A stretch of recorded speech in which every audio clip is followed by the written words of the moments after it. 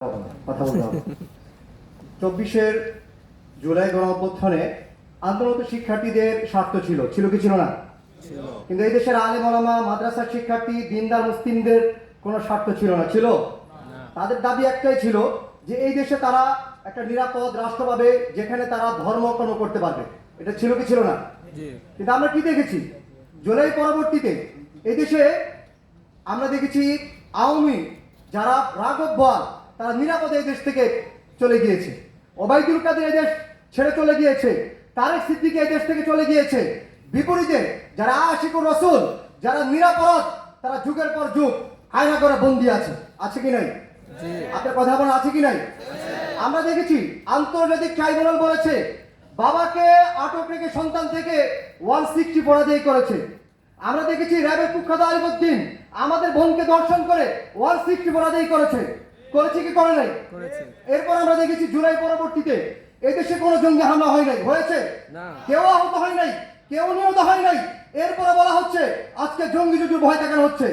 আসিফ আদনান ভাইয়ের নামে জঙ্গি মামলা দিয়েছে, রেজাউল করিম আপনার নামে জঙ্গি মামলা দিয়েছে, জাকারিয়া মাসুদ ভাইয়ের নামে জঙ্গি মামলা দিয়েছে।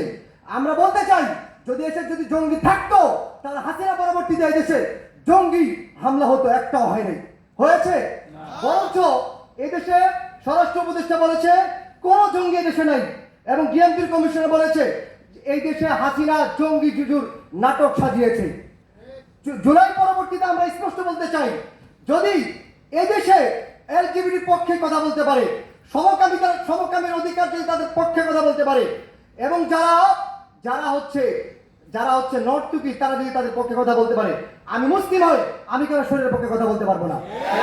কেন আমি শরীরের পক্ষে কথা বলে আমাকে জঙ্গি বলা হবে? দেশটা কি তোদের বাবার নাকি? আমরা 10 রক্ত দিয়েছি, 13 রক্ত দিয়েছি, 21 রক্ত দিয়েছি, 24 রক্ত দিয়েছি। এই দেশের রক্তের উপর আমাদের উপদেষ্টারা দাঁড়িয়ে আছে, সুতরাং রক্তের সাথে গাদ্দারি করবেন না। আমরা সুস্পষ্ট বলতে চাই, আম্মা মান আব্বাদুল হিন্দ ফাযহাবু ইলাল হিন্দ, তোমরা যারা হিন্দুস্তানের পূজারী তোমরা হিন্দুস্তানে যাও।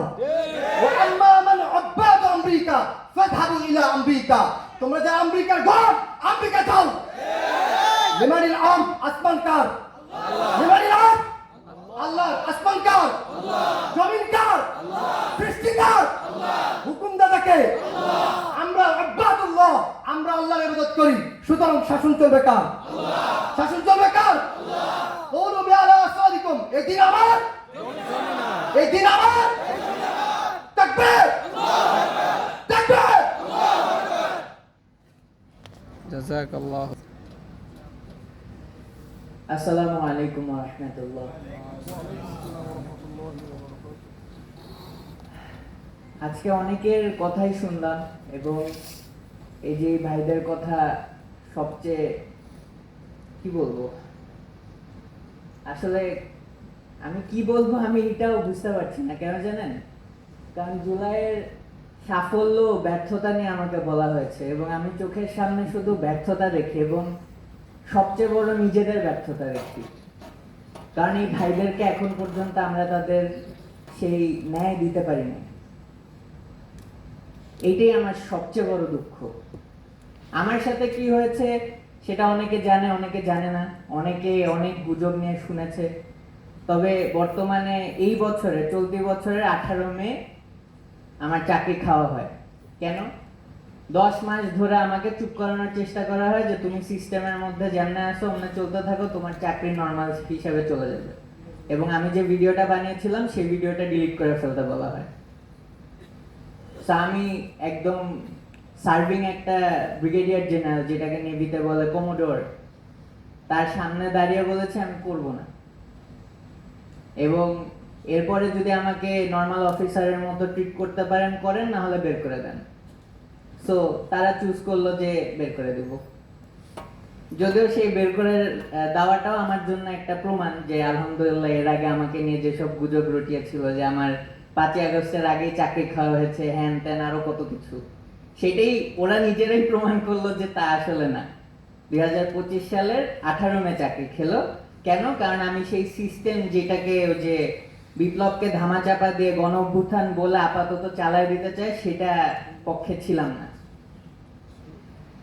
যাই হোক, সো আমার সেই সময়ের কিছু চেতনা আপনাদের কাছে তুলে ধরতে চাই, যাতে আপনারা বুঝতে পারেন যে আমার মতো একটা সার্ভিং অফিসার কেন এই কাজ করতে গেল, কি কারণ ছিল।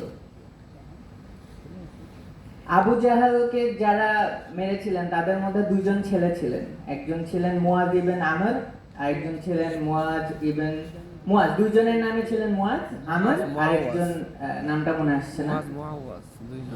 হ্যাঁ, এক্স্যাক্টলি। সো ওনাদের একটা কথা আমার মনে পড়েছিল এই আপনার জুলাই আগস্টের সময়। আমার ছোট ভাই, এই যে এই ভাইদেরকে দেখে আরো অন্যান্য ছোট ছেলেরা, যে এরা রাস্তায় নেমে কি করছে, এবং আমরা এই ইউনিফর্ম পরে এক একজন এক একটা বেজের মধ্যে বসে সিনিয়ররা যা বলতেছে ইয়েস স্যার, আই স্যার, করছি স্যার। কেউ কেউ আবার পাল্লা চুপ করে লুকায় বয়া থাকে যে আমার সামনে যাওয়ারই দরকার নেই, ক্যাচালে কেন পড়বো, চাকরি বাঁচাইতে হবে, র্যাঙ্কটা বাঁচা, একে উপরে যাই, পয়টা পড়া দেখা যাবে, রিটায়ারমেন্ট হইলে তখন যদি আবার জুলাই হয় তখন করবো, সমস্যা নেই। বুঝছেন? তো এই যে এইগুলো চলছে, এর মধ্যে কি মনে হয় সবাই কি এরকম ছিল? না। একটা সৈনিক দেখলাম যে একটা রাইফেলের ব্যারেল বের করে সে দেখালো যে দেখেন আমাদের হাতে এই অস্ত্র তুলে দিচ্ছে জনগণকে মারার জন্য। আবার একটা অফিসার তার ভয়েস রেকর্ডিং দিল, আরেকজন তার বুটের ছবি দিল। তা আমি ভাবলাম যে ভাই এগুলো তো কেউ বিশ্বাস করতেছে না, সবাই ভাবতেছে যে এগুলো ফেক, ওই জোশ তো আসতেছে না। অনেকের সাথেই বললাম যে ভাই কিছু একটা করি চলেন, বলে যে কি করবি, তারপর তো তুই যাবি, তোর পিছেই সবাই লাগবে, হয় তোরে বলবে জঙ্গি, আর তার উপর তো মাশাআল্লাহ তোর যে দাড়ি। এবং কি আমার এক সিনিয়র কমান্ডার, নামটা না বলি, সে আমাকে বলছে তুমি এর মধ্যে কিন্তু বাইরে টাইরে যেও না, তোমারও তুলে নিয়ে যেতে পারে। তখন আমি বললাম ভাই মানে সরি স্যার, আমাকেই যদি তুলে নিয়ে যায় দেন আমার আর চাকরি করার দরকারটা কি? সেই ব্যক্তি আবার এই যে 18 তারিখ যখন ছাত্রলীগ ঢুকে গেল ডিওএইচএস এ, তার বাড়ি ছিল ডিওএইচএস এ, তার ফ্যামিলি থাকতো, সে ভয়ের চোটে তার পুরো ফ্যামিলি নিয়ে চলে আসলো বেজের মধ্যে। এই হলো আমাদের কিছু অফিসার। আবার কিছু অফিসার ছিল যারা ড্রেস খুলে সিভিল ড্রেসে চলে যেত এই ভাইদের সাথে রাস্তায় যুদ্ধ করতে একসাথে, এবং তাদের মধ্যে অনেকজন ছোড়াগুলিও খেয়েছে, কিন্তু কেউ জানে না ওরা এখনো সার্ভিং। আলহামদুলিল্লাহ, আল্লাহ যেন তাদেরকে অনেক দূর নিয়ে যায় ইনশাআল্লাহ, আমিন। সো যাই হোক, এত দূর না টানি। তো এই সব দেখতে দেখতে 24 তারিখ চিন্তা করলাম, যখন ওই যে এক মসজিদে যে দুনিয়ার ওই হাসিনার 14 গোষ্ঠী নিয়ে আবার দুনিয়ার দোয়া হইতেছে, এগুলো নিয়ে রাগ উঠলো। 27 তারিখ একটা কোরআনের একটা আয়াত দিলাম, 27 বা 28 তারিখ, যে যেই জাতি নিজের অবস্থা চেঞ্জ না করতে পারে সেই জাতিকে আল্লাহ হেল্প করে না, বা আল্লাহ এদের যারা নিজেদের অবস্থা পরিবর্তন করতে চায় এবং প্রচেষ্টা করে তাদেরকে আল্লাহ হেল্প করে। সেই চিন্তা করি আমার 5ই আগস্টের যে ঘটনাটা ঘটানো। এরপর